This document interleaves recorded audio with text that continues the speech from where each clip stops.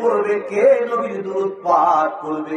আমার আল্লাহ বলে, বান্দা শোনো, আমার হাবিবের দুরূদ পাঠ করার জন্য আমি আল্লাহ তাবারক তাআলা যথেষ্ট। আমি আল্লাহ তাবারক তাআলা থাকবো, আর আমি আল্লাহ তাবারক তাআলা আমার নবী, আমার হাবিব, আমার বন্ধু মুহাম্মদুর রাসূলুল্লাহ সাল্লাল্লাহু আলাইহি ওয়াসাল্লামের দুরূদ আমি আল্লাহ পাঠ করি। আল্লাহ কেমন ভাবে পাঠ করেন? আল্লাহ বলে, ইন্নাল্লাহ, বলেন ইন্নাল্লাহ ওয়া মালাইকাতাহু